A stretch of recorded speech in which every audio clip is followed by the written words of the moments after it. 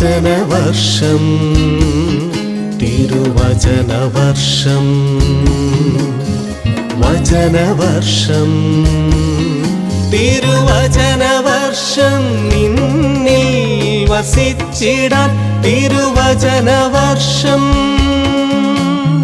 നിന്നിൽ വസിച്ചിടാൻ വചനമാരി പൊഴിക്കണേ ദൈവമേ തിരുവചനമാക്കി തീർക്കണേ എന്നെയും. ദൈവനാമത്തിന് മഹത്വം ഉണ്ടായിരിക്കട്ടെ. മലങ്കര സുറിയാനി കത്തോലിക്ക സഭയുടെ വചനവർഷ ആചരണത്തിൻ്റെ ഭാഗമായുള്ള ബൈബിൾ പഠന പരമ്പരയുടെ പുതിയ ഒരു എപ്പിസോഡിലേക്ക് നാം പ്രവേശിക്കുകയാണ്. വിശുദ്ധ യോഹന്നാൻ എഴുതിയ സുവിശേഷം അടുത്തു വരുന്ന 4 എപ്പിസോഡുകളിലൂടെ നാം പഠിക്കുവാൻ ആഗ്രഹിക്കുന്നു. അതിൻ്റെ ആദ്യത്തെ എപ്പിസോഡാണ് ഇന്ന് ഈ പരമ്പരയിൽ നമ്മളിവിടെ അവതരിപ്പിക്കുന്നത്. വിശുദ്ധ യോഹന്നാൻ്റെ സുവിശേഷത്തിൻ്റെ ആമുഖഭാഗം, അതിൻ്റെ പ്രാരംഭ ചിന്തകൾ ഇന്നത്തെ ഈ എപ്പിസോഡിൽ ഉൾപ്പെടുത്തിയിരിക്കുന്നു. തുടർന്ന് വരുന്ന 3 എപ്പിസോഡുകളിലായി ഈ സുവിശേഷത്തിൻ്റെ വിശദാംശങ്ങളിലേക്ക് കടന്ന് നമുക്ക് ചിന്തിക്കാം, പഠിക്കാം എന്ന് കരുതുകയാണ്. എന്നെ ശ്രവിക്കുന്ന ഏറ്റവും സ്നേഹമുള്ള സഹോദരി സഹോദരന്മാരെ, നാളിതുവരെ ബൈബിൾ പഠന രംഗത്ത് ഉൽപ്പത്തി പുസ്തകം മുതൽ ഇന്നുവരെ വിവിധ പുസ്തകങ്ങൾ നമ്മൾ പഠനത്തിന് വിഷയമാക്കി 73 പുസ്തകങ്ങളുള്ള വിശുദ്ധ വേദപുസ്തകത്തിൻ്റെ പഴയ ഉടമ്പടിയും സമാപിപ്പിച്ച് പുതിയ ഉടമ്പടിയിലേക്ക് നാം കടന്ന് സുവിശേഷങ്ങളിലൂടെ പോകുകയാണല്ലോ. ഈ സാഹചര്യത്തിൽ ബൈബിൾ നമുക്കറിയാവുന്നതുപോലെ പഴയ ഉടമ്പടിയെന്നും പുതിയ ഉടമ്പടിയെന്നും 2ആയി തിരിച്ചാണ് നാം പഠിച്ചു വരുന്നത്. ഈ 2 ഭാഗത്തിനും ചരിത്രപരം, പ്രബോധനപരം, പ്രവചനപരം എന്ന രീതിയിൽ വിവിധങ്ങളായ അധ്യായങ്ങളെ അല്ലെങ്കിൽ പുസ്തകങ്ങളെ കൂട്ടിച്ചേർത്തുകൊണ്ടുള്ള ഒരു സമീപനം പഠനത്തിന് സഹായിക്കും എന്ന് കരുതുകയാണ്. നമുക്കറിയാം, പുതിയ ഉടമ്പടിയിലെ 27 പുസ്തകങ്ങളിൽ ചരിത്രപരമായ 5 പുസ്തകങ്ങളുണ്ട്. 4 സുവിശേഷങ്ങളും അപ്പസ്തോല പ്രവൃത്തികളും. അതോടൊപ്പം തന്നെ 21 ലേഖനങ്ങൾ, പൗലോസ്ലീഹായുടെ 14 ലേഖനങ്ങളും മറ്റ് കാതോലിക ലേഖനങ്ങളായ 7 എണ്ണവും ചേർത്ത് വെച്ച് 21 പുസ്തകങ്ങൾ പ്രബോധനപരമാണ്. അതുപോലെ വെളിപാട് പ്രവചനപരമാണ്. ഇങ്ങനെ നാം തിരിച്ച് പഠിക്കുന്നുവെങ്കിലും നമുക്കറിയാം, ഈ പുസ്തകങ്ങളിൽ എല്ലാത്തിലും ചരിത്രപരമായ പുസ്തകങ്ങളിലും പ്രബോധനവും പ്രവചനപരവുമായ കാഴ്ചപ്പാടുകളും ചിന്തകളുമൊക്കെ ഉണ്ട്. അതിൻ്റെ വിശദാംശങ്ങളിലേക്ക് ഞാൻ കടക്കുന്നില്ല. 4ാം സുവിശേഷമായ വിശുദ്ധ യോഹന്നാൻ്റെ സുവിശേഷം നാം പഠിക്കുമ്പോൾ സമാന്തര സുവിശേഷങ്ങളായ വിശുദ്ധ മത്തായിയും വിശുദ്ധ മർക്കോസും വിശുദ്ധ ലൂക്കായും പറഞ്ഞതിൽ നിന്നും വ്യത്യസ്തമായ രീതിയിലുള്ള ഒരു യേശുവിൻ്റെ വാക്കും പ്രവൃത്തിയും അവതരിപ്പിക്കുകയാണ് 4ാം സുവിശേഷകനായ വിശുദ്ധ യോഹന്നാൻ. ഈ സുവിശേഷം മറ്റു സുവിശേഷങ്ങളിൽ നിന്നും വ്യത്യസ്തമാണ്. അതുകൊണ്ട് തന്നെ നാം എപ്പോഴും സമാന്തര സുവിശേഷങ്ങളെ ഒന്നായി കാണുന്നു. വിശുദ്ധ യോഹന്നാൻ്റെ സുവിശേഷത്തെ വേർതിരിച്ചു കാണുന്നു. ഈ സുവിശേഷത്തിൻ്റെ അനന്യതയെക്കുറിച്ച് ചിന്തിക്കുമ്പോൾ, അതിൻ്റെ യുണീക്ക്നെസ്സിനെ കുറിച്ച് ചിന്തിക്കുമ്പോൾ ഏതാനും കാര്യങ്ങൾ നമ്മളുടെ പരിഗണനയ്ക്ക് വിഷയമാക്കേണ്ടതായിട്ടുണ്ട്. ഒന്ന്, ഈ മറ്റു സുവിശേഷങ്ങളിൽ വ്യത്യസ്തമായ രീതിയിൽ ഈ സുവിശേഷത്തിന് ഒരു വളരെ വ്യക്തമായ ഒരു പ്രലോഗ്, ഒരു ആമുഖമുണ്ട്. 1-ാം അധ്യായം 1 മുതൽ 18 വരെയുള്ള വാക്യങ്ങൾ ചേരുന്നതാണ് ഈ ആമുഖം, പ്രലോഗ് എന്ന പേരിൽ അറിയപ്പെടുന്നത്. അത് ഈ സുവിശേഷത്തിൽ തുടർന്ന് വരുന്ന ഭാഗത്തെല്ലാം ചർച്ച ചെയ്യുന്ന പ്രധാന കാര്യങ്ങളുടെ ഒരു നട്ഷൽ, അതിൻ്റെ ഒരു ക്യാപ്സ്യൂൾ രൂപത്തിലുള്ള ചിന്തകളാണ് ഈ പ്രലോഗിൽ അല്ലെങ്കിൽ ആമുഖത്ത് ഉൾപ്പെടുത്തുക. അതിനെക്കുറിച്ച് വിശദമായിട്ട് നമ്മൾ പിന്നീട് പഠിക്കുന്നതാണ്. രണ്ടാമത്തേത് അന്യത എന്ന് പറയുന്നത്, ഈ സുവിശേഷം ഒരു ഫോർമേഷന് വേണ്ടിയിട്ട്, രൂപാന്തരീകരണത്തിന് വേണ്ടിയാണ്. ഇത് വായിക്കുന്നവരും പഠിക്കുന്നവരും ആത്മീയമായി രൂപപ്പെടുവാൻ ഉദ്ദേശിച്ചുള്ള ഒരു സുവിശേഷമാണ്. ആ ഒരു പ്രക്രിയ ഇതിൻ്റെ ശ്രോതാക്കളിൽ അല്ലെങ്കിൽ ഇത് വായിക്കുന്നവരിൽ, പഠിക്കുന്നവരിൽ ഉണ്ടാകും എന്നുള്ളതാണ് ഇതിൻ്റെ ലക്ഷ്യം. മൂന്നാമത്തേത്, യോഹന്നാൻ്റെ സുവിശേഷം ദൈവശാസ്ത്രപരമായി ആഴമുള്ളതാണെന്ന് നാം പറയാറുണ്ട്. ഈ ആഴം പല സുവിശേഷ ദൈവശാസ്ത്ര മേഖലകളെ ആഴത്തിൽ പഠിപ്പിക്കുന്നൊരു സുവിശേഷം എന്ന നിലയിൽ നമ്മൾ ഈ യോഹന്നാൻ്റെ സുവിശേഷത്തിൻ്റെ ദൈവശാസ്ത്ര മേഖല നമ്മൾ പിന്നീട് പറയുന്നുണ്ട്. എങ്കിലും ഇത് ദൈവശാസ്ത്ര അധിഷ്ഠിതമാണ്, ആഴപ്പെട്ടതാണ് എന്നുള്ളതാണ് അനന്യതയുടെ മൂന്നാമത്തെ കാര്യം. നാലാമത്തേത്, ഈ സുവിശേഷം മറ്റ് സുവിശേഷങ്ങളിൽ നിന്നും വ്യത്യസ്തമായ രീതിയിൽ ക്രിസ്തു കേന്ദ്രീകൃതമായിട്ടുള്ള ഒരു സ്ട്രക്ചറിലാണ് രൂപപ്പെട്ടിരിക്കുന്നത്. നമുക്കറിയാം, ഇപ്രകാരമുള്ള ഒരു ക്രിസ്റ്റോളജി അല്ലെങ്കിൽ ക്രിസ്തു ശാസ്ത്രം വളരെ വ്യക്തമായിട്ട് അവതരിപ്പിക്കുന്നൊരു സുവിശേഷം, കേന്ദ്രീകൃതമായ ഒരു ലിറ്റററി സ്ട്രക്ചർ ഇതിനകത്ത് രൂപപ്പെടുത്തിയിരിക്കുന്നു എന്നുള്ളത് നമ്മൾ എടുത്തു പറയേണ്ട കാര്യമാണ്. ബഹുമാനപ്പെട്ട മാത്യു മ്ലാക്കുഴിയിലച്ചൻ ഈ വിഷയത്തിൽ പ്രത്യേകമായിട്ടൊരു പഠനം നടത്തുകയും ഈ 21 അധ്യായമുള്ള യോഹന്നാൻ്റെ സുവിശേഷത്തിന് ക്രിസ്തു കേന്ദ്രീകൃതമായ ഒരു സ്ട്രക്ചറുണ്ട് എന്ന് പുള്ളി വ്യക്തമാക്കുകയും ചെയ്തിട്ടുണ്ട്. അങ്ങനെയാണ് അദ്ദേഹത്തിൻ്റെ ആ തീസിസ് തന്നെ രൂപപ്പെടുത്തിയിരിക്കുന്നത്.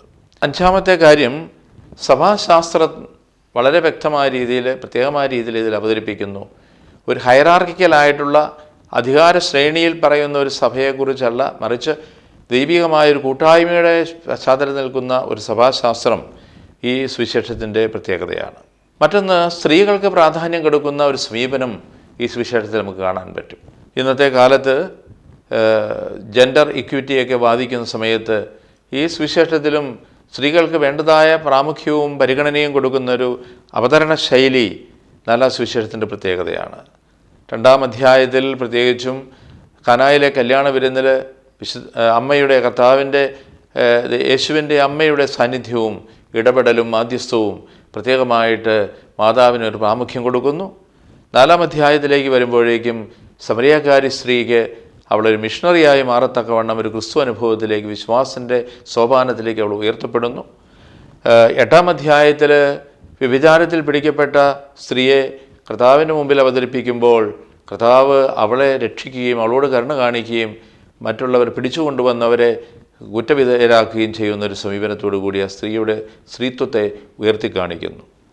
വീണ്ടും 11-ാം അധ്യായത്തിൽ ലാസറിനെ ഉയർപ്പിക്കുന്ന സംഭവം, അവിടെ മാർത്തയും മറിയവും ലാസറിൻ്റെ സഹോദരിമാർക്ക് പ്രത്യേകമായ പ്രാമുഖ്യം കൊടുത്തുകൊണ്ട് ഉള്ളൊരു സമീപനം നമ്മളിവിടെ കാണുന്നു. 12-ാം അധ്യായത്തിൽ യേശുവിൻ്റെ തൈലാഭിഷേകം നടത്തി യേശുവിനെ തൈലം പൂശിക്കൊണ്ട് കർത്താവിൻ്റെ ആ പീഡാനുഭവ മരണ ഉത്ഥാനത്തിന് വേണ്ടി യേശുവിനെ ഒരുക്കുന്നതിൽ ഒരു സ്ത്രീയുടെ സാന്നിധ്യവും പ്രവർത്തനവും എടുത്തു കാണിക്കുന്നു.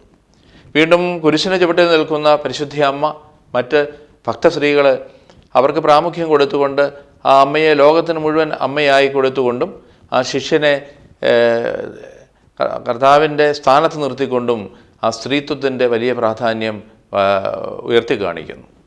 വീണ്ടും കർത്താവിൻ്റെ ഉത്ഥാനശേഷം കബറിങ്കിലേക്ക് പോയ സ്ത്രീകൾക്ക്, പ്രത്യേകിച്ചും മഗ്ദലന മറിയത്തിന്, യേശുവിനെ, ഉദ്ധിതനായ യേശുവിനെ പ്രത്യേകമായ പ്രത്യക്ഷപ്പെടലിലൂടെ അവളുടെ സ്ഥാനം ഉയർത്തി കാണിക്കുന്നു. ഇങ്ങനെ നോക്കുമ്പോൾ ഈ സുവിശേഷത്തിൻ്റെ വിവിധ അധ്യായങ്ങളിൽ സ്ത്രീകൾക്ക് പ്രാമുഖ്യം കൊടുക്കുന്നൊരു സമീപനമുണ്ട് എന്ന് നമുക്ക് പറയുവാൻ സാധിക്കും.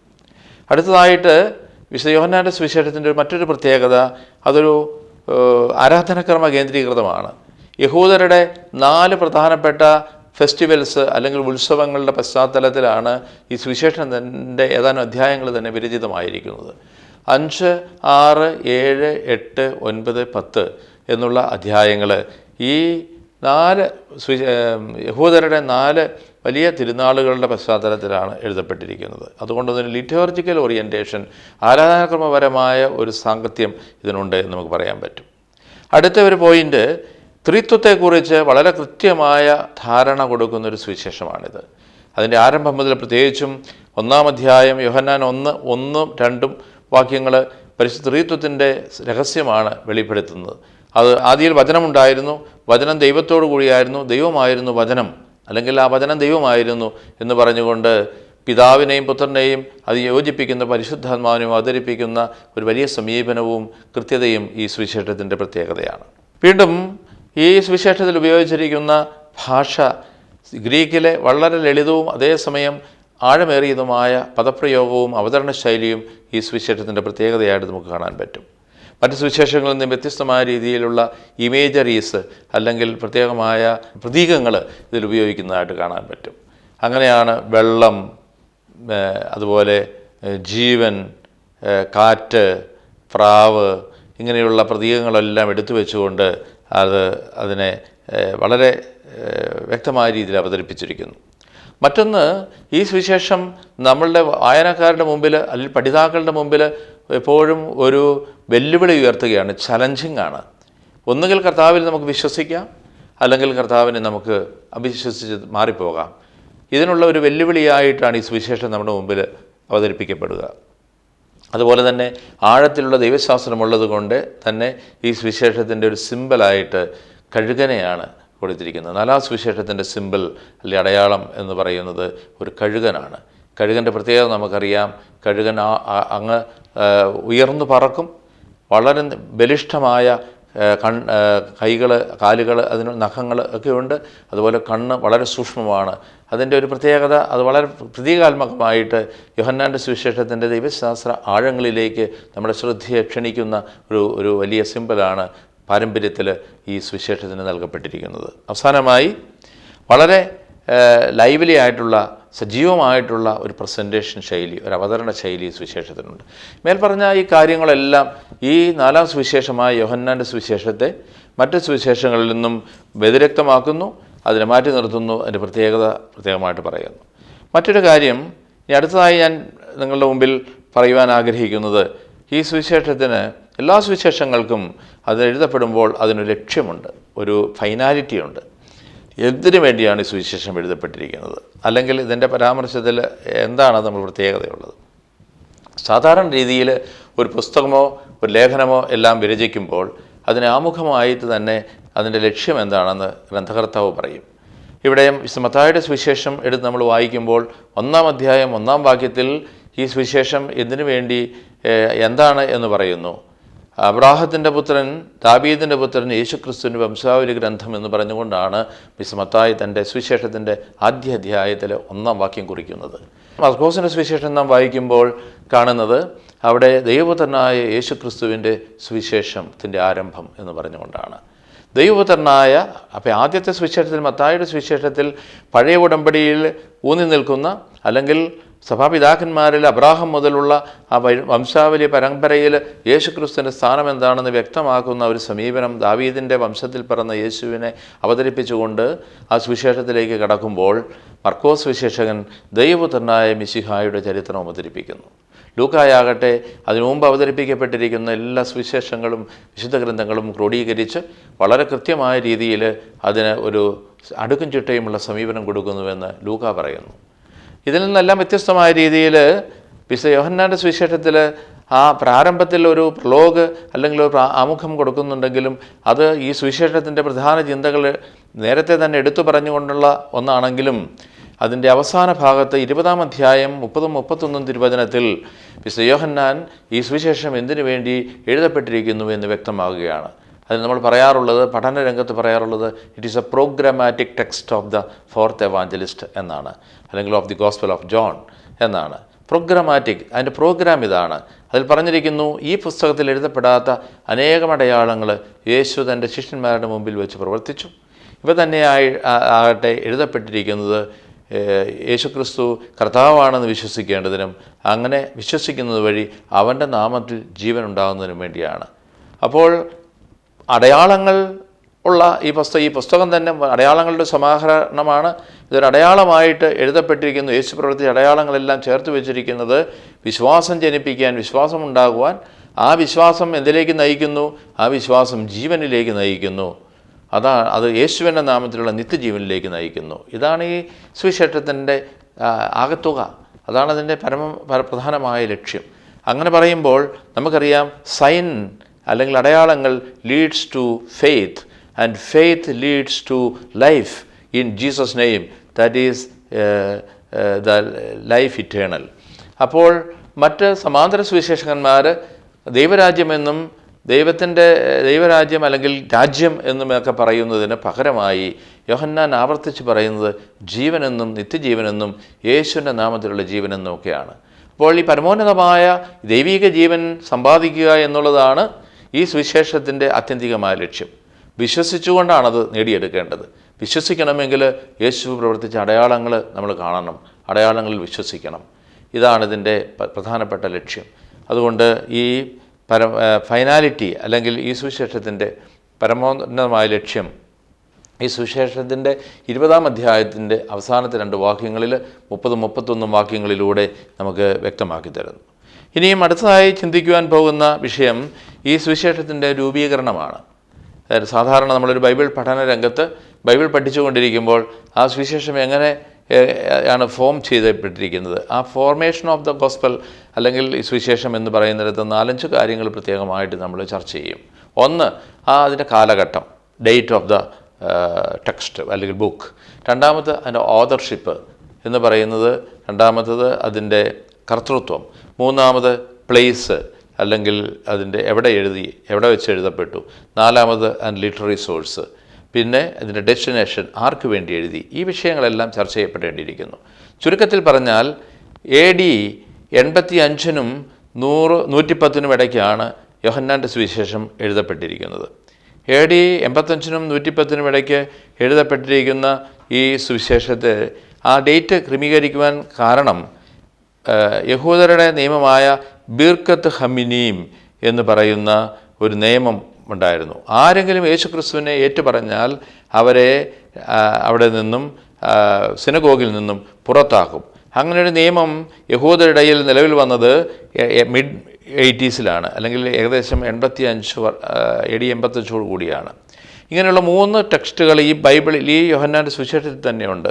9:22, 12:42, 16:2 എന്ന് പറയുന്ന ഈ പരാമർശം എന്ന ടെക്സ്റ്റുകളിൽ 9-ാം അധ്യായം 22-ാം വാക്യം, 12-ാം അധ്യായം 42-ാം വാക്യം, 16-ാം അധ്യായം 2-ാം വാക്യം, ഇവിടെയെല്ലാം ഈ ബീർക്കത്ത് ഹമിനിയും എക്സ്പ്ലെയിൻ ചെയ്യുന്നുണ്ട്. അപ്പോൾ അങ്ങനെ എക്സ്പ്ലെയിൻ ചെയ്യുമ്പോൾ അത് അവിടെ ചേർത്ത് വെച്ചിട്ടുണ്ട്. അതുകൊണ്ട് തന്നെ അത് എഴുതപ്പെട്ടിരിക്കുന്ന ഈ നിലവിൽ വന്ന 85-ൽ നിലവിൽ വന്ന ഈ നിയമം ഈ സുവിശേഷത്തിൽ രേഖപ്പെടുത്തിയത് കൊണ്ട് തന്നെ അതിനുശേഷം എഴുതപ്പെട്ടതാണെന്ന് നമുക്ക് മനസ്സിലാകും. അങ്ങനെയാണ് നമ്മൾ ഇതിൻ്റെ ഒരു വർഷം തീരുമാനിച്ചിരിക്കുന്നത്, 85 എന്നുള്ളത്. 110-ന് ഉള്ളിൽ തീർച്ചയായിട്ടും അത് ആദ്യത്തെ കയ്യെഴുത്ത് പ്രതികളിലൊക്കെ പരാമർശിക്കുന്നത് കാണുമ്പോൾ 110-ന് മുമ്പാണ് എന്ന് നമുക്ക് മനസ്സിലാകാനായിട്ട് സാധിക്കും. അതാണ് അതിൻ്റെ ഡേറ്റ് നമുക്ക് പറയാൻ പറ്റുന്നത്. അതുപോലെ ഇത് ഹിസ്റ്റോറിക്കൽ ആയിട്ടുള്ള ആണോ അല്ലയോ, സിംബോളിക് ആയിട്ട് അല്ലെങ്കിൽ പ്രതീകാത്മകമായി ഒത്തിരി കാര്യങ്ങൾ ഇതിനകത്ത് അവതരിപ്പിക്കുന്നതുകൊണ്ട് അത് ഹിസ്റ്റോറിക്കൽ അല്ല എന്ന് വാദിക്കുന്നവരുണ്ട്. പക്ഷേ സമറിയ എന്ന് പറഞ്ഞ സ്ഥലം, യാക്കോബിൻ്റെ കിണർ, അതുപോലെ തന്നെ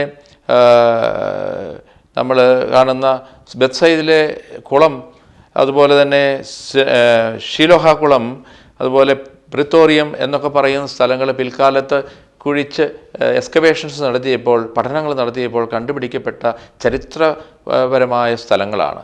അതുകൊണ്ട് ഇത് കേവലം ഒരു ഫാൻറ്റസിയാണ് അല്ലെങ്കിൽ ഒരു തിയോളജിക്കൽ ബുക്കാണ്, ദൈവശാസ്ത്രപരമായ ഒരു അവതരണമാണെന്ന് പറഞ്ഞ് നമ്മൾ അതിനെ തരം താഴ്ത്തേണ്ട കാര്യമില്ല.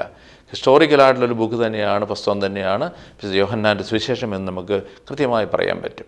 ഓതർഷിപ്പിനെ കുറിച്ച് പറയുമ്പോൾ വിശുദ്ധ യോഹന്നാൻ്റെ പേരിലാണല്ലോ അത് അറിയപ്പെടുന്നത്. സെബദിപുത്രനായ യോഹന്നാൻ്റെ പേരിലാണ് ഈ സുവിശേഷം അറിയപ്പെടുന്നത്. അതുകൊണ്ട് ആ സുവിശേഷകനാണോ ആ സ്ലീഹായാണോ ഇത് എഴുതിയത് എന്നുള്ളത് ഒരു ചർച്ചാ വിഷയമാണ്. അതിനെക്കുറിച്ചൊരു തർക്ക വിഷയമുണ്ട്. പലരും പറയുന്നു ഇത് ഒരു ബിലവഡ് ഡിസൈപ്പിൾ, യേശു സ്നേഹിച്ചിരുന്ന ശിഷ്യൻ എന്നുള്ളൊരു പരാമർശം ഈ സുവിശേഷത്തിൽ പല സ്ഥലങ്ങളിലായിട്ടുണ്ട്. നമുക്കറിയാം 13-ാം അധ്യായം 23-ാം വാക്യത്തിൽ അന്ത്യത്താഴ സമയത്ത് കർത്താവിൻ്റെ വക്ഷസിൽ തലവെച്ചുകൊണ്ട് കിടക്കുന്ന ഒരു ശിഷ്യൻ, യേശു സ്നേഹിച്ച ശിഷ്യനെക്കുറിച്ച് പറയുന്നു. 19-ാം അധ്യായം 25-27 വാക്യങ്ങളിൽ കുരിശിൻ്റെ ചുവട്ടിൽ നിൽക്കുന്ന ഒരു സ്നേഹിച്ചിരുന്ന ശിഷ്യനെക്കുറിച്ച് പറയുന്നു. 19-ാം അധ്യായം 35-ാം തിരുവചനത്തിൽ യേശുവിൻ്റെ വിലാപ്പുറം കുത്തി തുറക്കുമ്പോൾ അതിന് സാക്ഷിയായി മാറുന്ന ഒരു സ്ലീഹായെക്കുറിച്ച് പറയുന്നു.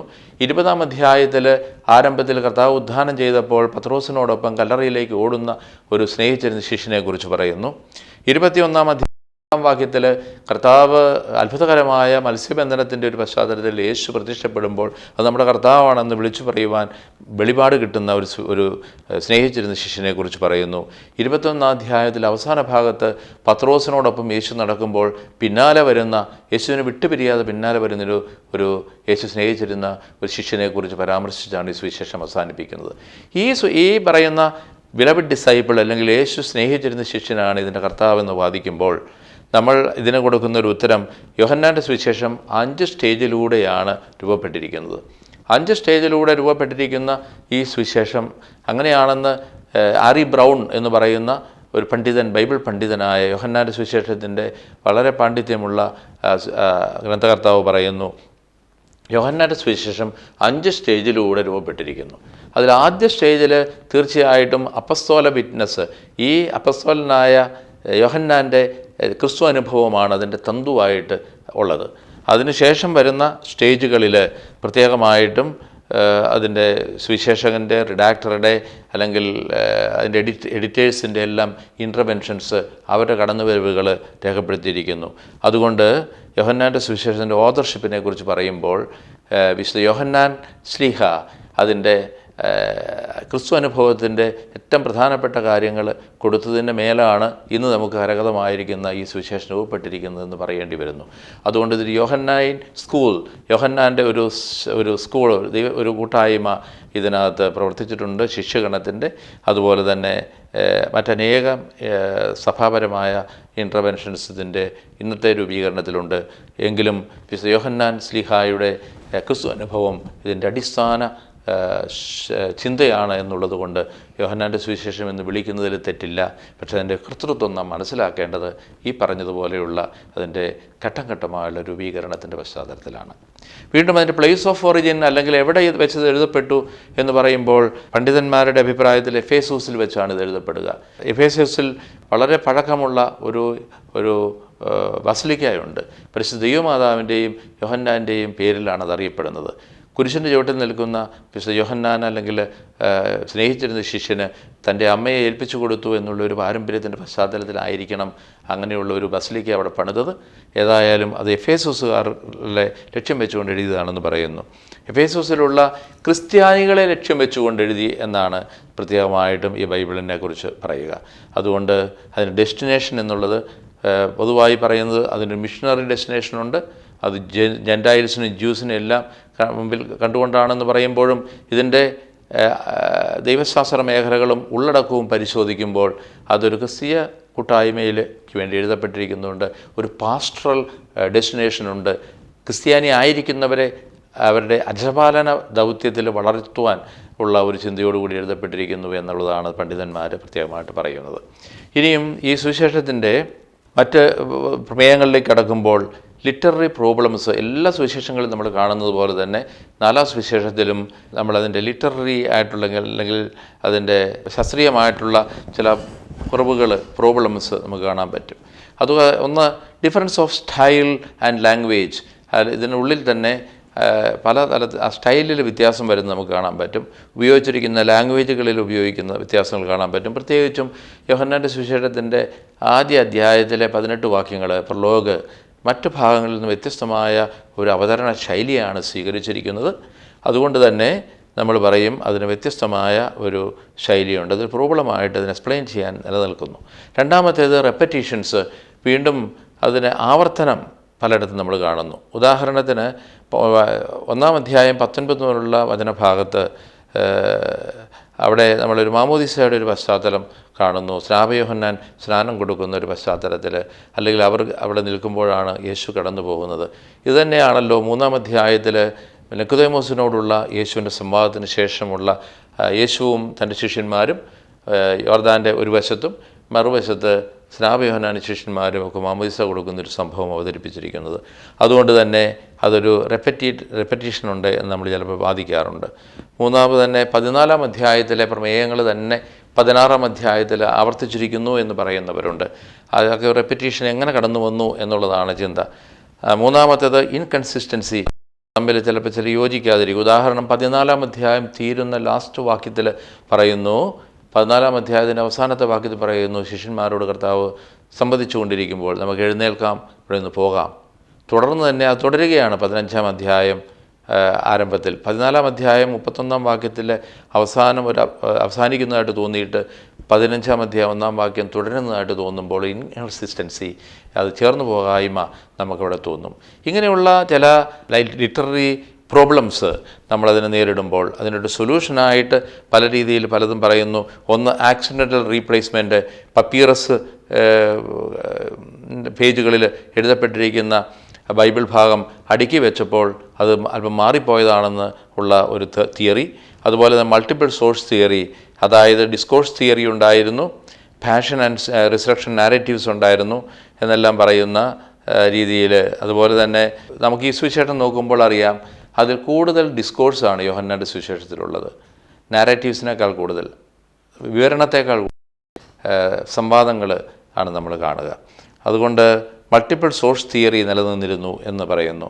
അങ്ങനെ വ്യത്യസ്തങ്ങളായ സോഴ്സുകളിൽ നിന്നും ഉറവിടങ്ങളിൽ നിന്നും ആശയം സ്വീകരിച്ചാണ് ഈ സുവിശേഷം എഴുതപ്പെട്ടത്. അതുകൊണ്ടാണ് ഇത് സംഭവിച്ചത് എന്ന് പറയുന്നു. മൂന്നാമത്തത്, ആരി ബ്രൗൺ അവതരിപ്പിക്കുന്ന ഒരു ഡെവലപ്മെൻറ്റ് തിയറിയാണ്. അത് ഞാൻ നേരത്തെ പറഞ്ഞത് തന്നെ 5 ഘട്ടങ്ങളിലൂടെ രൂപാന്തരപ്പെട്ട ഈ സുവിശേഷത്തിന്, 5 സ്റ്റേജുകളിലൂടെ രൂപാന്തരപ്പെട്ട ഈ സുവിശേഷത്തിന് ഒന്നാം സ്റ്റേജിൽ ട്രഡീഷണൽ മെറ്റീരിയൽസ് എല്ലാം ഉപയോഗിച്ചുകൊണ്ട് ആ സുവിശേഷകൻ്റെ ചിന്തകളെല്ലാം ചേർക്കുന്ന ഒരു ഭാഗം. രണ്ടാമത്തേത്, ട്രഡീഷണൽ മെറ്റീരിയൽസ് യോഹനൈൻ പാറ്റേണിലേക്ക് മാറ്റുന്ന ഒരു യോഹനൈൻ സ്കൂളിൻ്റെ ഒരു പ്രവർത്തനം. മൂന്നാമത്തത്, ഒന്നാമത്തെ എഡീഷൻ ഇതിൽ നടക്കുന്നത്. നാലാമത്തെ സ്റ്റേജ് എന്ന് പറയുമ്പോൾ സെക്കൻഡ് എഡീഷൻ നടക്കുന്നത്. അഞ്ചാമത്തേതെന്ന് പറയുമ്പോൾ ഫൈനൽ റിഡാക്ഷൻ, ഇപ്പോൾ നമുക്കുള്ളതുപോലെയുള്ള ഈ സുവിശേഷം. അവിടെയാണ് നമ്മളുടെ ഈ സാക്രമെൻ്റൽ എക്ലേസിയാസ്റ്റിക്കൽ ഇൻ്റർപൊളേഷൻ നടന്നുവെന്നും അങ്ങനെ കുറേ പേര് സഭ അങ്ങനെ അത് പിന്നീട് ചേർത്ത് വെച്ചു എന്നുമൊക്കെ നമ്മൾ ബുൾട്ട്മാൻ എന്ന് പറയുന്ന പ്രൊട്ടസ്റ്റൻ്റ് ഓതർ വാദിക്കുന്നത്. ഇങ്ങനെയുള്ള ഈ സൊല്യൂഷനിലൂടെ പ്രത്യേകിച്ചും ആരി ബ്രൗൺ പറയുന്ന ഈ 5 സ്റ്റേജിലൂടെയുള്ള രൂപാന്തരീകരണത്തിൻ്റെ ഈ ചിന്ത, ആ തിയറി നമ്മൾ അംഗീകരിക്കുകയാണെങ്കിൽ മേൽ പറഞ്ഞ ഈ പ്രോബ്ലംസ്, അതുപോലെ നമ്മൾ ആദ്യം പറഞ്ഞ ഇൻകൺസിസ്റ്റൻസിയും അതുപോലെ റെപ്പറ്റീഷൻസും difference of style and language, അതിനെല്ലാം നമുക്കൊരു സൊല്യൂഷൻ കണ്ടുപിടിക്കുവാനായിട്ട് സാധിക്കും. ഇനിയും നമ്മൾ അടുത്ത ഒരു പ്രമേയം വളരെ പ്രധാനപ്പെട്ടതാണ്. ഈ സിനോപ്റ്റിക് ഗോസ്പൽസും യോഹന്നാൻ്റെ സുവിശേഷവും തമ്മിലുള്ള ബന്ധം എന്താണ്? അത് തമ്മിൽ ഡിപ്പെൻഡൻ്റ് ആണോ? നമുക്കറിയാവുന്നതുപോലെ വിശുദ്ധ മർക്കോസാണ് ആദ്യം സുവിശേഷം എഴുതിയതെന്നാണ് പറയുന്നത്. മർക്കോസ്, മത്തായി, ലൂക്ക, ഇവരുടെ സുവിശേഷത്തിനൊരു കോമൺ സോഴ്സ് ഉണ്ട്, സിനോപ്റ്റിക് ഗോസ്പൽ എന്നതുകൊണ്ട് അറിയപ്പെടുന്നു. അതിനെ ഡിപ്പെൻഡ് ചെയ്തിട്ടുണ്ടോ, അതിനെ ആശ്രയിച്ചാണോ നാലാം സുവിശേഷം വിരചിതമായിരിക്കുന്നത് എന്നുള്ള ചിന്ത, അതിനനുകൂലിച്ചും പ്രതികൂലിച്ചുമുള്ള ചിന്തകളുണ്ട്.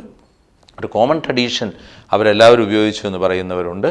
ചിലർ പറയുന്നു ചില കാര്യങ്ങളിൽ ലൂക്കായുടെ സുവിശേഷം യോഹന്നാൻ്റെ സുവിശേഷത്തെ സ്വാധീനിച്ചിട്ടുണ്ട്. പ്രത്യേകിച്ച് നമുക്കറിയാം യോഹന്നാൻ്റെ സുവിശേഷം 8-ാം അധ്യായം 1 മുതൽ 11 വരെയുള്ള വചനഭാഗത്ത് ആ വ്യഭിചാരത്തിൽ പിടിക്കപ്പെടുന്ന സ്ത്രീയുടെ സംഭവം അവതരിപ്പിക്കുന്നു. അതിനൊരു പാരലായിട്ടാണ്, അതിന് സമാന്തരമായിട്ടാണ് ലൂക്കായുടെ സുവിശേഷം 7-ാം അധ്യായം 37 മുതലുള്ള വചനഭാഗത്തെ നമ്മൾ കാണുന്നത്. അതുകൊണ്ട് ചിലർ പറയുന്നു ഇത് പ്രീ ലിറ്റററി ഡിപ്പെൻഡൻസ് ഉണ്ട് എന്ന് പറഞ്ഞാൽ ഈ 3 സുവിശേഷങ്ങളും ഈ 4-ാം സുവിശേഷം എഴുതുന്ന സമയത്ത് സുവിദിതമായതുകൊണ്ട് അതിനെ സ്വാധീനിച്ചിട്ടുണ്ട്. അത് ഇൻഡയറക്റ്റായിട്ട് യോഹന്നാനെ അല്ലെങ്കിൽ 4-ാം സുവിശേഷകനെ ഈ സമാന്തര സുവിശേഷകന്മാർ സ്വാധീനിച്ചിട്ടുണ്ട് എന്ന് പറയുന്നു. അതുകൊണ്ട് അങ്ങനെയുള്ളൊരു അഫിനിറ്റി, ഒരു ബന്ധം, റിലേഷൻഷിപ്പ് നമുക്ക് ഈ 4 സുവിശേഷങ്ങളും തമ്മിൽ കാണുവാൻ പറ്റും എന്നുള്ളതാണ് ഒരു ചിന്ത. അതേസമയം തന്നെ വിശുദ്ധ യോഹന്നാൻ്റെ സുവിശേഷം സിനോപ്റ്റിക് ഗോസ്പലിൽ നിന്നും സമാന്തര സുവിശേഷങ്ങളിൽ നിന്നും തുലവും വ്യത്യസ്തമാണ്. നമ്മളതൊന്ന് പരിശോധിച്ച് കഴിയുമ്പോൾ നമുക്ക് കാണാൻ പറ്റുന്ന കാര്യങ്ങൾ, യോഹന്നാൻ വിട്ടുകളയുന്ന സമാന്തര സുവിശേഷങ്ങളിലുള്ള അനേകം കാര്യങ്ങളുണ്ട്. ഉദാഹരണത്തിന്, no narrative parables in the gospel of John. Parable അല്ലെങ്കിൽ നമുക്കറിയാം ഉപമകൾ ഒരിക്കലും യോഹന്നാൻ ഉപയോഗിക്കുന്നില്ല. യോഹന്നാൻ്റെ സുവിശേഷത്തിൽ ഉപമകൾ ഇല്ല. അത് മറ്റു സുവിശേഷങ്ങളിൽ ഉപമകൾ നിറഞ്ഞു നിൽക്കുകയാണ്. അതുകൊണ്ട് John left out the parables, narrative parables എന്ന് പറയാറുണ്ട്. രണ്ടാമത്തത് ട്രാൻസ്ഫിഗറേഷൻ അല്ലെങ്കിൽ രൂപാന്തരീകരണത്തിൻ്റെ ആ ചിത്രം യോഹന്നാൻ്റെ സുവിശേഷത്തിലില്ല. 3, വിശുദ്ധ കുർബാന സ്ഥാപിക്കുന്ന ഒരു കാര്യം അവിടെ പറഞ്ഞിട്ടില്ല. 4, പിശാചുക്കളെ ബഹിഷ്കരിക്കുന്ന സംഭവം വിശുദ്ധ യോഹന്നാൻ ഒരിക്കലും അവതരിപ്പിക്കുന്നില്ല. No exorcism in the gospel of John. അതുപോലെ തന്നെ പിശാചിനെ ബഹിഷ്കരിക്കുന്ന അവതരണം, സംഭവങ്ങൾ വിശുദ്ധ യോഹന്നാൻ അവതരിപ്പിക്കുന്നില്ല. വീണ്ടും യേശുവിൻ്റെ പ്രലോഭനങ്ങൾ, no temptation narratives in the gospel of John. മറ്റൊന്ന്, ഗത്സമനിൽ രക്തം വേർക്കുന്ന സംഭവമോ കർത്താവിൻ്റെ പീഡാനുഭവത്തിൻ്റെ വളരെ പാരമ്യത്തിലുള്ള കാര്യങ്ങളും യോഹന്നാൻ അവതരിപ്പിക്കുന്നില്ല. No agony in the garden. ഇങ്ങനെ ഉള്ള, അതുപോലെ തന്നെ നമുക്കറിയാം കൂടുതൽ ഡിസ്കോഴ്സുകളാണ് യോഹന്നാൻ്റെ സുവിശേഷത്തിലുള്ളത്. ഇങ്ങനെയുള്ള സംഭവങ്ങൾ യോഹന്നാൻ വിട്ടുകളയുകയാണ് സമാന്തര സുവിശേഷങ്ങളുടെ അവതരണത്തിൽ നിന്നും. മറ്റൊന്ന്, കിങ്ഡം ഓഫ് ഗോഡ് എന്ന സിനോപ്റ്റിക്സ് പറയുന്ന കാര്യത്തിന് ജോൺ എപ്പോഴും ഇറ്റേണൽ ലൈഫ് അല്ലെങ്കിൽ ലൈഫ് എന്നാണ് പറയുക. ഇനിയും യോഹന്നാൻ ഉപയോഗിക്കുന്ന അനേകം കാര്യങ്ങൾ ഈ സുവിശേഷങ്ങളിൽ, സമാന്തര സുവിശേഷങ്ങളില്ലാത്ത മറ്റു ധാരാളം അവതരണ കാര്യങ്ങൾ യോഹന്നാൻ ഉപയോഗിക്കുന്നുണ്ട്. ഉദാഹരണത്തിന് കാനായിലെ കല്യാണ വിരുന്നിലെ സംഭവം അത് യോഹന്നാൻ്റെ സുവിശേഷത്തിലില്ല. അതുപോലെ 7 അടയാളങ്ങൾ മാത്രമേ യോഹന്നാൻ ഇതിനകത്ത് ചേർത്ത് വെച്ചിട്ടുള്ളൂ. ആ 7-ൽ 5 എണ്ണവും യോഹന്നാൻ്റേത് മാത്രമാണ്. അതിൽ അപ്പം വർദ്ധിപ്പിക്കുന്നതും വെള്ളത്തിന് മുകളിൽ നടക്കുന്നതും ഒഴിച്ച് ബാക്കിയുള്ള 5 അത്ഭുതങ്ങളും അല്ലെങ്കിൽ അടയാളങ്ങളും യോഹന്നാൻ്റെ പ്രത്യേകതകളാണ്, യോഹന്നാൻ്റെ സംഭാവനയാണ്. യോഹന്നാൻ്റെ സുവിശേഷം പ്രധാനമായും അത് സൗത്തിലാണ് നടന്നിരിക്കുന്നത്. ജൂഡയ, സമറിയ മേഖലകളിലാണ് വിശുദ്ധ യോഹന്നാൻ അവതരിപ്പിക്കുന്ന യേശുവിൻ്റെ പ്രവർത്തനങ്ങൾ. അതേസമയം ഗാലീലി പ്രദേശത്താണ് ഉള്ള പ്രവർത്തനങ്ങളായിട്ടാണ് സമാന്തര സുവിശേഷങ്ങൾ തങ്ങളുടെ സുവിശേഷങ്ങളിൽ പ്രധാനമായും യേശുവിൻ്റെ പ്രവർത്തനങ്ങളെ അവതരിപ്പിച്ചിരിക്കുന്നത്. വീണ്ടും ഒന്ന് ഏഗോ എയ്മി എന്നുള്ള ഒരു ഞാനാകുന്നു എന്നുള്ള പ്രയോഗം അതിലൂടെ 7 പ്രാവശ്യം 7 ഞാനാകുന്നു അല്ലെങ്കിൽ truly I say to you എന്ന് പറഞ്ഞുകൊണ്ട് സത്യസത്യമായി എന്ന് ഞാൻ പറയുന്ന ഒരു അവതരണ ശൈലി, ഞാനാകുന്നു എന്ന് പറഞ്ഞുകൊണ്ട് യേശുവിൻ്റെ വ്യക്തിത്വം അവതരിപ്പിക്കുന്ന ഒരു പ്രത്യേകത എല്ലാം യോഹന്നാൻ്റെ സുവിശേഷതകളാണ്. നമുക്കറിയാം 7 പ്രാവശ്യമാണ് വിശുദ്ധ യോഹന്നാൻ തൻ്റെ സുവിശേഷത്തിൽ ഇപ്രകാരം ഈ ഏഗോ എയ്മി എന്നുള്ളത് കാണുന്നത്. അത് ഏതൊക്കെയാണെന്ന് ഞാനൊന്ന് ചുരുക്കി പറയുകയാണ്. ഞാനാണ് ജീവൻ്റെ അപ്പം, 6-ാം അധ്യായം 35 മുതൽ 38 വരെ വാക്യങ്ങൾ.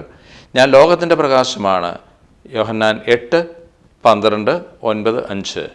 ഞാനാണ് വാതിൽ, 10-ാം അധ്യായം 9-ാം വാക്യത്തിൽ. ഞാനാണ് നല്ല ഇടയൻ, 10-ാം അധ്യായം 11 മുതൽ 14 വരെയുള്ള വാക്യങ്ങളിൽ.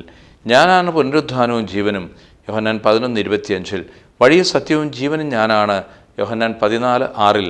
ഞാൻ സാക്ഷാൽ മുന്തിരിച്ചെടിയാണ്, യോഹന്നാൻ 15:1. ഈ പറയുന്ന വേദഭാഗത്തുകൂടി ഞാനാണ് ഇന്ന കാര്യം എന്ന് പറഞ്ഞുകൊണ്ട് യേശുവിൻ്റെ വ്യക്തിത്വത്തിൻ്റെ ആഴങ്ങളിലേക്ക് സുവിശേഷൻ ഇറങ്ങുകയാണ്.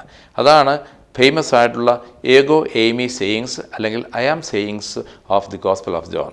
ഇനിയും ഈ സുവിശേഷം എടുത്ത് നമ്മൾ വായിക്കുമ്പോൾ പ്രധാനമായും നമുക്ക് സത്യസത്യമായി ഞാൻ നിങ്ങളോട് പറയുന്നു, amen amen I say to you or truly I say to you എന്ന് പറഞ്ഞുകൊണ്ട് ഡബിൾ ഏമൻ പറഞ്ഞ് ആണയിട്ട് പറയുന്ന ഒരു രീതി ഈ സുവിശേഷത്തിൻ്റെ പ്രത്യേകതയാണ്. അങ്ങനെയുള്ള 25 പ്രയോഗങ്ങൾ ഈ സുവിശേഷത്തിൽ നമുക്ക് കാണാൻ പറ്റും. 25 സ്ഥലങ്ങളിൽ യേശു ഡബിൾ സത്യം ചെയ്തുകൊണ്ട് ചില കാര്യങ്ങൾ അവതരിപ്പിക്കുന്നു എന്നുള്ളതാണ് പ്രധാനപ്പെട്ടത്. മറ്റൊന്ന്, ഈ സുവിശേഷം നമ്മളെടുത്ത് നോക്കുമ്പോൾ ജലം, പ്രകാശം, ജീവൻ എന്നുള്ള പ്രതീകങ്ങൾ യോഹന്നാൻ ഡെവലപ്പ് ചെയ്യുന്നതായിട്ട് കാണാൻ പറ്റും. ജലത്തെക്കുറിച്ച് ഉള്ള ആശയം 1-ാം അധ്യായം മുതലുണ്ട്. നമുക്കറിയാം, ആമുഖം കഴിഞ്ഞിട്ട് സ്നാപക യോഹന്നാനും യേശുവും തമ്മിലുള്ള യോർദാൻ നദിയുമായിട്ട് ബന്ധപ്പെടുത്തിക്കൊണ്ട് സ്നാനത്തിൻ്റെ ഒരു പശ്ചാത്തലത്തിൽ അത് നമ്മൾ കാണുന്നു. 2-ാം അധ്യായത്തിൽ കാനായിലെ കല്യാണ വിരുന്നിലാണ് വെള്ളം വീഞ്ഞാക്കുന്നത്. 3-ാം അധ്യായത്തിൽ സ്നാനത്തെക്കുറിച്ച് പറഞ്ഞുകൊണ്ടാണല്ലോ യേശുവും നിക്കോദീമോസും തമ്മിലുള്ള സംവാദത്തിൽ ഏർപ്പെടുക. അവിടെ തന്നെ വീണ്ടും അവർ സ്നാനം കൊടുക്കുന്ന കാര്യം പറയുന്നു. 4-ാം അധ്യായത്തിൽ വെള്ളം കോരുവാൻ വരുന്ന സ്ത്രീയാണോ, ശമറിയക്കാരി സ്ത്രീയെ നമ്മൾ കണ്ടുമുട്ടുന്നത്. 5-ാം അധ്യായത്തിൽ കുളത്തിൻ്റെ അരികിൽ കിടക്കുന്നിടത്ത് വെള്ളമാണല്ലോ പരാമർശിക്കപ്പെടുന്നത്. 6-ാം അധ്യായത്തിൽ കർത്താവ് അപ്പം വർദ്ധിപ്പിക്കുന്നതും വെള്ളത്തിന് മുകളിൽ നടക്കുന്ന ഒരു സംഭവവും എല്ലാം നമ്മൾ കാണുന്നു. 7-ാം അധ്യായത്തിൽ ആർക്കെങ്കിലും ദാഹിക്കുന്നുവെങ്കിൽ നിങ്ങൾ എൻ്റെ ഇടയ്ക്കിൽ വന്ന് ജീവൻ്റെ നിർജ്ജരിയിൽ നിന്നും കുടിക്കുക എന്ന് പറയുന്നുള്ള ഈ അധ്യായങ്ങളിലെല്ലാം ജലം എന്നുള്ളൊരു പ്രതീകം നമ്മൾ ഡെവലപ്പ് ചെയ്തുകൊണ്ടിരുന്ന് കാണാൻ പറ്റും. അതിനുശേഷം 8-9 അധ്യായങ്ങളിൽ പ്രത്യേകിച്ചും കർത്താവ് അവതരിപ്പിക്കുന്നതിലത്ത് നമ്മൾ പ്രകാശം എന്നുള്ള ഒരാശയം കൊണ്ടിരുന്നതായിട്ട് കാണാം. പ്രകാശം, അവിടെ ഞാൻ ലോകത്തിൻ്റെ പ്രകാശമാണ്. കൂടാരപ്പെരുന്നാളിൻ്റെ പശ്ചാത്തലത്തിൽ അന്ധന് കാഴ്ച നൽകുമ്പോഴും കർത്താവിൻ്റെ പ്രകാശം, ആത്മീയ അന്ധതയെക്കുറിച്ച് പറയുന്നു. ലോകത്തിൻ്റെ പ്രകാശമാണ് യേശു എന്ന് പറയുന്നു. ആ തീമാണ് ഡെവലപ്പ് ചെയ്യുക. 10-ാം അധ്യായം മുതൽ 10, 11, 12 മുതലുള്ള അധ്യായങ്ങളിലെല്ലാം ജീവൻ എന്നുള്ളൊരു ആശയം ഡെവലപ്പ് ചെയ്യുന്നു. നമുക്കറിയാം 10-ാം അധ്യായത്തിൽ ആടുകൾക്ക് വേണ്ടി ജീവൻ പരിഗണിക്കുന്ന, ഞാൻ വന്നിരിക്കുന്നത് ജീവൻ നൽകുവാൻ, സമൃദ്ധമായി നൽകുവാൻ എന്ന് പറഞ്ഞ യേശുവിൻ്റെ വചനം ഉൾക്കൊള്ളുന്ന അധ്യായം 10-ാം അധ്യായം. 11 മൃതനായി മാറിയ ആ ലാസറിനെ ഉയർപ്പിച്ചുകൊണ്ട് ഞാൻ പുനരുദ്ധാനവും ജീവനുമാണെന്ന് പറഞ്ഞ ആശയം ഡെവലപ്പ് ചെയ്യുന്നത്. 12-ാം അധ്യായത്തിൽ വീണ്ടും ഈ ജീവനിലേക്ക്, നിത്യജീവനിലേക്ക് വിളിക്കപ്പെടുന്ന ഒരു അധ്യായം. ആ രീതിയിൽ അങ്ങനെ ഒരു തീം, ജലം, പ്രകാശം, ജീവൻ എന്ന് പറയുന്ന 3 ആശയങ്ങൾ യോഹന്നാൻ്റെ സുവിശേഷത്തിൽ നിറഞ്ഞു നിൽക്കുന്ന പ്രതീകങ്ങളാണ്. മറ്റൊന്ന്, നമുക്കറിയാവുന്നതുപോലെ 7 പ്രത്യേകമായ സൈനുകളാണ് കർത്താവ് പ്രവർത്തിക്കുന്നത്. അടയാളങ്ങൾ, അത്ഭുതങ്ങളാണ് യോഹന്നാൻ്റെ സുവിശേഷം അനുസരിച്ച്. 1 കാനായിലെ കല്യാണ വിരുന്ന്, 2-ാം അധ്യായം 1 മുതൽ 11 വരെ വാക്യങ്ങളിൽ. 2 രാജസേവകൻ്റെ മകനെ സുഖപ്പെടുത്തുന്ന സംഭവം 4-ാം അധ്യായത്തിൽ 43 മുതൽ 54 വരെയുള്ള വചനഭാഗത്ത്. 3-ാമത്തേത് തളർവാദ രോഗിയെ സുഖപ്പെടുത്തുന്ന സംഭവം നമ്മൾ ബെത്സൈദ കുളത്തിനകത്ത് അടുത്ത് 5-ാം അധ്യായം 1 മുതൽ 18 വരെ വാക്യങ്ങളിൽ. അപ്പം വർദ്ധിപ്പിക്കുന്ന സംഭവം 4-ാമത്തെ അത്ഭുതം അല്ലെങ്കിൽ അടയാളം, അത് 6-ാം അധ്യായം 1 മുതൽ 15 വരെയുള്ള വചനഭാഗത്ത്. വെള്ളത്തിന് മീതെ യേശു നടക്കുന്ന സംഭവം 6-ാം അധ്യായത്തിൽ തന്നെ 16 മുതലുള്ള തിരുവചനത്തിൽ. വീണ്ടും അന്ധന് സൗഖ്യം നൽകി കാഴ്ച നൽകുന്ന സംഭവം 9-ാം അധ്യായത്തിൽ. ലാസറിനെ ഉയർപ്പിക്കുന്ന സംഭവം 11-ാം അധ്യായത്തിൽ. ഇങ്ങനെ 7 അത്ഭുതങ്ങൾ, അടയാളങ്ങൾ പ്രവർത്തിച്ചുകൊണ്ട് യോഹന്നാൻ്റെ സുവിശേഷത്തിൻ്റെ ആദ്യ ഭാഗത്ത് അത് പ്രത്യേകമായിട്ടും 7 അത്ഭുതങ്ങൾ അവതരിപ്പിക്കുന്നു. അത് ഈ സുവിശേഷത്തിൻ്റെ പ്രത്യേകതയായിട്ട് നമ്മൾ കാണുകയാണ്. മറ്റ് സുവിശേഷങ്ങളിൽ നിന്നും വ്യത്യസ്തമായ രീതിയിൽ ഇപ്രകാരം യേശുവിൻ്റെ സുവിശേഷം 4-ാം സുവിശേഷകൻ കൃത്യമായിട്ട് വരച്ചു വച്ചിരിക്കുന്നു.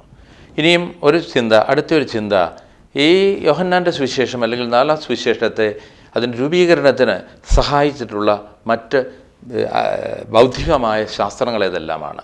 അതിനെക്കുറിച്ച് വ്യത്യസ്തമായ അഭിപ്രായങ്ങളുണ്ട്. നമ്മൾ നിലവിലിരിക്കുന്ന ആശയങ്ങൾ ഞാനൊന്ന് അവതരിപ്പിക്കാൻ ആഗ്രഹിക്കുകയാണ്. ചിലരുടെ അഭിപ്രായത്തിൽ ഗ്നോസ്റ്റിസിസം, ജ്ഞാനവാദമാണ് യോഹന്നാൻ്റെ സുവിശേഷത്തിൻ്റെ രൂപീകരണത്തിൻ്റെ പിന്നിലെന്ന് പറയുന്ന ബുൾട്ട്മാൻ എന്ന് പറയുന്ന പ്രൊട്ടസ്റ്റൻ്റ് ഓതറൊക്കെ അതിനെ സാക്ഷീകരിക്കുന്ന, അതിനെ പിൻബലം കൊടുക്കുന്ന വ്യക്തികളാണ്. റിഡീമർ മിത്ത് എന്ന് പറയുന്നത് ഗ്നോസ്റ്റിസിസത്തിൻ്റെ ഒരു വലിയ പ്രധാനപ്പെട്ടതാണ്. ആ മിത്തിൽ നഷ്ടപ്പെട്ടു പോയ ആത്മാവിനെ വീണ്ടെടുക്കുവാനായിട്ട് അവതരിപ്പിക്കപ്പെടുന്ന റിഡീമർ എന്ന് പറയുന്ന ഒരു ഫിഗറിനെ കുറിച്ച് പറയുന്നുണ്ട്. അതിന് തുല്യമാണ് യേശുവിൻ്റെ മനുഷ്യാവതാരം എന്ന് പറഞ്ഞുകൊണ്ട്, അതുകൊണ്ടാണ് വചനം ആയിട്ട് യേശുവിനെ അവതരിപ്പിച്ചിട്ട് ആ വചനം മാംസമായി നമ്മുടെ ഇടയിൽ വസിച്ചു എന്ന് പറയുന്നൊരാശയം കൊണ്ടുവന്നതെന്നൊക്കെ പറഞ്ഞ് വാദിക്കുന്നു. അതുപോലെ തന്നെ യേശുവിനെ അറിയുമ്പോഴാണ് രക്ഷ, അറിവിലൂടെയാണ് രക്ഷ കൈവരിക്കുന്നത് എന്നുള്ള ഗ്നോസ്റ്റിക് അല്ലെങ്കിൽ ജ്ഞാനവാദത്തിന് പിൻബലം നൽകുന്ന യോഹന്നാൻ്റെ ചിന്തയൊക്കെ എടുത്തു കാണിച്ചുകൊണ്ടാണ് ഗ്നോസ്റ്റിസിസമാണ്, ജ്ഞാനവാദമാണ് യോഹന്നാൻ്റെ സുവിശേഷത്തിൻ്റെ രൂപീകരണത്തിന് പിന്നിലുള്ളത് എന്ന് വാദിക്കുന്നു. പക്ഷേ ക്ലാസിക് ഗ്നോസ്റ്റിസിസം AD 2-ാം നൂറ്റാണ്ടിൽ ആണ് ഉണ്ടായിരിക്കുന്നത്. അപ്പോൾ ഗ്നോസ്റ്റിക് ചിന്തകൾ അന്ന് നിലവിലിരുന്നു. അതുകൊണ്ട് ഈ വാദം അത്ര പ്രബലമല്ല എന്ന് നമുക്ക് പറയേണ്ടി വരുന്നു. രണ്ടാമത്തേത് ഹെലനിസമാണ്. ഹെലനിസം എന്ന് പറയുന്നിടത്ത് 3 കാര്യങ്ങളാണുള്ളത്. 1 Greek philosophy, 2 Philo of Alexandria, വേറൊന്ന് ഹെർമെറ്റിക് ലിറ്ററേച്ചർ. ഇത് 3 ചേരുന്നതാണ് Hellenism. Greek philosophy, Philo of Alexandria and hermetic literature. ഇതിനകത്ത് ഇത് 3 ൻ്റെയും ട്രേറ്റ്സ് നമ്മൾ ഈ സുവിശേഷങ്ങളിൽ അവിടെ ഇവിടെയായിട്ട് കാണുന്നുണ്ട്. പ്രത്യേകിച്ചും ഗ്രീക്ക് ഫിലോസഫിയിലുള്ള ലോഗോസിൻ്റെ ചിന്ത, ഡുവലിസം, ദ്വന്ദ്വവാദം, അതുപോലെ സ്പിരിറ്റും ഫ്ലഷും തമ്മിലുള്ള വ്യത്യാസം, അതുപോലെ ഫ്രം എബവ്, ഫ്രം ബിലോ, മുകളിൽ നിന്നും, ഉന്നതങ്ങളിൽ നിന്നും, ഭൂമിയിൽ നിന്നുമുള്ള എന്നുള്ള ആശയമെല്ലാം ഈ ഹെലനിസ്റ്റിക് അല്ലെങ്കിൽ ഗ്രീക്ക് ഫിലോസഫിയുടെ ചിന്തയാണെന്ന് പറയുന്നു. അതുപോലെ തന്നെ ഇമേജറീസ് ഉപയോഗിക്കുന്ന ഷെപ്പേർഡ്, ഷീപ്പ്, അതുപോലെ തന്നെ ലൈറ്റ്, ഡാർക്ക്നെസ് എന്നൊക്കെ പറയുന്ന ദൈവത്തിൻ്റെ പ്രതീകമാണ് പ്രകാശം എന്നുള്ളത് ഉള്ള ആശയമൊക്കെ ഫിലോ ഓഫ് അലക്സാൻഡ്രിയയിൽ നിറഞ്ഞു നിൽക്കുന്നു. ഹെർമെറ്റിക് ലിറ്ററേച്ചറിനകത്ത് ഐഡിയ ഓഫ് റീബർത്ത് ഉണ്ട്. കർത്താവ് നിക്കോദേമോസിനോടുള്ള സംവാദത്തിൽ പറയുന്നുണ്ടല്ലോ, വീണ്ടും ജനിക്കണം അല്ലെങ്കിൽ ഉന്നതങ്ങളിൽ നിന്ന് ജനിക്കണം. ആ റീബർത്തിൻ്റെ ആശയമൊക്കെ ഹെർമെറ്റിക് ലിറ്ററേച്ചറുള്ളതാണെന്ന് വാദിക്കുന്നവരുണ്ട്. അപ്പോൾ ഈ പറയുന്ന കാര്യങ്ങളൊക്കെ അവിടെ ഇവിടെയായിട്ട് ചില പരാമർശങ്ങളുള്ളതിൻ്റെ പേരിലാണ് അങ്ങനെ വാദിക്കുന്നത്. പക്ഷേ നമുക്കത് കൃത്യമായിട്ട് തെളിയിക്കാൻ സാധിക്കാത്ത ഒരു സാഹചര്യമുണ്ട് എന്നുള്ളതും നാം അംഗീകരിക്കേണ്ടിയിരിക്കുന്നു. മൂന്നാമത്തെ ചിന്ത പലസ്തീനിയൻ ജുഡയിസമാണ്. അതിൻ്റെ കീഴിൽ വരുന്നതാണ് ഓൾഡ് ടെസ്റ്റ്മെൻറ്റ് ജുഡയിസവും റബീനിക് ലിറ്ററേച്ചർ, റബിമാരുടെ ലിറ്ററേച്ചർ, അതുപോലെ തന്നെ ഖുമറാൻ ജുഡയിസം, ഖുമറാനിൽ കണ്ടുപിടിച്ചത്. ഇത് മൂന്നും കൂടി ചേർന്ന് വരുന്നതാണ് പലസ്തീനിയൻ ജുഡയിസം എന്ന് പറയുന്നത്. ഇതിൽ ഓൾഡ് ടെസ്റ്റ്മെൻറ്റ് ഒത്തിരി യോഹന്നാനെ സ്വാധീനിച്ചിട്ടുണ്ട് എന്നുള്ള സത്യമാണ്. 15 ഡയറക്റ്റ് കൊട്ടേഷൻസ് തന്നെ നമുക്ക് യോഹന്നാൻ്റെ സുവിശേഷത്തിൽ കാണാൻ പറ്റും പഴയ ഉടമ്പടിയിൽ നിന്നും. അതുപോലെ പഴയ ഉടമ്പടിയിലെ ഇൻഡയറക്റ്റ് ആയിട്ടുള്ള ധാരാളം റെഫറൻസസ്, എബ്രാഹം, ജേക്കബ്, ഐസക്ക്, അതുപോലെ പാസ്കൽ ലാമ്പ്, ദൈവത്തിൻ്റെ കുഞ്ഞാടെന്ന് പറയുന്ന ആശയമൊക്കെ ഈ പഴയ ഉടമ്പടിയിലെ ആശയങ്ങളാണ്.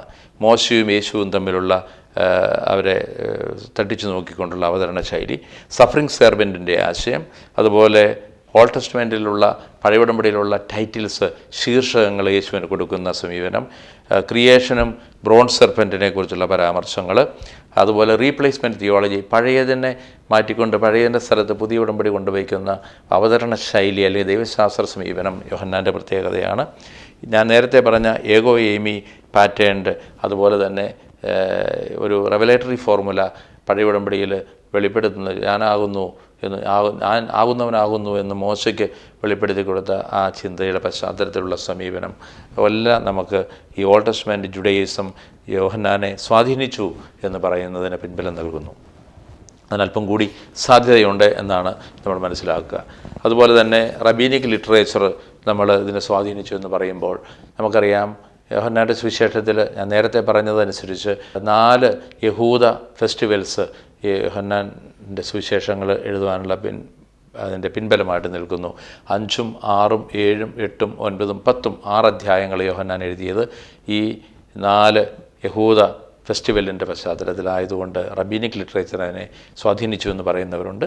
പിന്നെ ഖുമറാൻ ജുഡയിസം ത്തിലുള്ള ട്രെൻഡ്, മോഡിഫൈഡ് ഡുവലിസ്റ്റിക് ചിന്ത ഈ ഖുമറാൻ ജുഡയിസത്തിലുള്ളത് സ്വാധീനിച്ചു എന്ന് പറയുന്നുണ്ട്. എന്തെല്ലാം പറഞ്ഞാലും ഈ പറയുന്ന വ്യത്യസ്തമായ അഭിപ്രായങ്ങൾ പണ്ഡിതന്മാർ പറയുമ്പോഴും നമുക്ക് ചുരുക്കി പറയാൻ പറ്റും, ഏറ്റവും കൂടുതൽ യോഹന്നാൻ സ്വാധീനിക്കപ്പെട്ടത് പഴയ ഉടമ്പടിയെക്കുറിച്ചുള്ള അദ്ദേഹത്തിൻ്റെ അറിവാണ്. അതിലെ പ്രതീകങ്ങളും അവതരണ ശൈലിയും യോഹന്നാൻ്റെ സുവിശേഷത്തിൻ്റെ ഫോർമേഷന് ഒത്തിരി സഹായിച്ചിട്ടുണ്ട് എന്ന് നമുക്ക് പറയാനായിട്ട് പറ്റും. ഇനി അവസാനമായി ഈ യോഹന്നാൻ്റെ സുവിശേഷത്തിൻ്റെ ഒരു ദൈവശാസ്ത്ര ചിന്തകളും കൂടി പറഞ്ഞുകൊണ്ട് ഞാൻ ഈ ഒരു എപ്പിസോഡ് അവസാനിപ്പിക്കുകയാണ്. അതിനകത്ത് ഇതാണ് വരുന്നത്. നമുക്കറിയാം, യോഹന്നാൻ്റെ സുവിശേഷത്തിൽ ദൈവശാസ്ത്രപരമായിട്ട് വളരെ ആഴമുള്ളതാണ് ഈ 4-ാം സുവിശേഷമെന്ന് നമ്മൾ പറഞ്ഞു കഴിഞ്ഞു. അതുകൊണ്ടാണ് കഴുകൻ്റെ പ്രതീകം ഈ യോഹന്നാൻ കൊടുത്തിരിക്കുന്നത്. അവിടെ നമ്മൾ പറഞ്ഞ സ്ഥലങ്ങളിൽ പല കാര്യങ്ങളും നമ്മൾ പറഞ്ഞു പോയെങ്കിലും വളരെ സിസ്റ്റമാറ്റിക്കായിട്ട് 5 കാര്യങ്ങൾ ഞാനൊന്ന് പറഞ്ഞുകൊള്ളട്ടെ. യോഹന്നാൻ്റെ സുവിശേഷം അതിൻ്റെ ദൈവശാസ്ത്ര ആഴങ്ങളുടെ പേരിലാണ് അറിയപ്പെടുന്നത്. ഒന്ന്, ക്രിസ്തുശാസ്ത്രം. ക്രിസ്റ്റോളജി എന്ന് പറയുന്നത് ഈ സുവിശേഷത്തിൻ്റെ കേന്ദ്ര ചിന്തയാണ്. ക്രിസ്തു കേന്ദ്രീകൃതമായ ഒരു അവതരണം. 2, യേശു ക്രിസ്തുവിൽ വിശ്വസിക്കുന്നത് വഴി ഒരു മനുഷ്യൻ രക്ഷ കിട്ടുക, അതാണ് പ്രധാനമായ ലക്ഷ്യം. അതുകൊണ്ട് ക്രിസ്തുവിൻ്റെ ടൈറ്റിൽസ് എല്ലാം കൊടുക്കുന്നു. അതുപോലെ ഫാദർ, സൺ, ഹോളി സ്പിരിറ്റ് റിലേഷൻഷിപ്പിനെ കുറിച്ച് ക്രിയേഷനകത്ത് ആക്റ്റീവ് പ്രിൻസിപ്പിളായിട്ട് വചനം എന്നുള്ളതുണ്ട്, ലോഗോസ് എന്ന് പറയുന്നത്. അപ്പോൾ ഇത് 2ാം ആളാണ്. ആദിയിൽ വചനമുണ്ടായിരുന്നു. ദൈവത്തിൻ്റെ അസ്തിത്വത്തിൻ്റെ ഒരു പ്രത്യേകത, ഈ പിതാവും പുത്രനും എല്ലാം അനാദിയിൽ മുതലുള്ളതാണെന്നുള്ള ആശയം. ആ വചനം ദൈവത്തോടു കൂടിയായിരുന്നു. അവർ 2 പേരും വ്യത്യസ്തമായ വ്യക്തിത്വമുള്ളവരാണെന്നുള്ള ആശയം. ആ വചനം ദൈവമായിരുന്നു. ആ ഒരേ സത്ത പിതാവും പുത്രനും സ്വീകരിക്കുന്നു എന്നുള്ള ചിന്ത. അതുപോലെ പിതാവും പുത്രനും തമ്മിലുള്ള ബന്ധം, പിതാവ് ചെയ്യുന്ന പ്രവൃത്തി തന്നെയാണ് പുത്രൻ ചെയ്യുന്നതെന്ന് പറയുന്നൊരാശയം. അതുപോലെ പുത്രൻ്റെ ഒരു മീഡിയേറ്റർ റോൾ, എൻ്റെ നാമത്തിൽ നിങ്ങൾ ചോദിക്കുന്നതെല്ലാം പിതാവ് തരും. ഇപ്പോൾ ഒരു മീഡിയേറ്റർ റോള് യേശു എടുക്കുന്നതായിട്ട് കാണാൻ പറ്റും. അതുപോലെ നമുക്ക് പറയാൻ പറ്റും ontological mediator, Jesus is the ontological mediator between God and man. കർത്താവിൻ്റെ ഒരു റോള് അത് പിതാവും മനുഷ്യനും തമ്മിലുള്ളൊരു ബന്ധത്തിൻ്റെ ഒരു മധ്യസ്ഥനാണ്. ആ രീതിയിൽ നമ്മൾ ക്രിസ്റ്റോളജി അല്ലെങ്കിൽ ക്രിസ്തുശാസ്ത്രം വളരെ ആഴത്തിലുള്ളൊരു സുവിശേഷമാണ് 4-ാം സുവിശേഷം. 2ാമത്തത് എക്ലേസിയോളജി അല്ലെങ്കിൽ സഭാശാസ്ത്രം യോഹന്നാൻ ഡെവലപ്പ് ചെയ്തിട്ടുണ്ട്. അത് ഹൈറാർക്കിക്കലായിട്ടുള്ള ഒരു സഭാശാസ്ത്രമല്ല. എക്ലേസിയ എന്നുള്ള സഭയ്ക്ക് പറയുന്ന വാക്ക് യോഹന്നാൻ ഉപയോഗിക്കുന്ന പോലുമില്ല.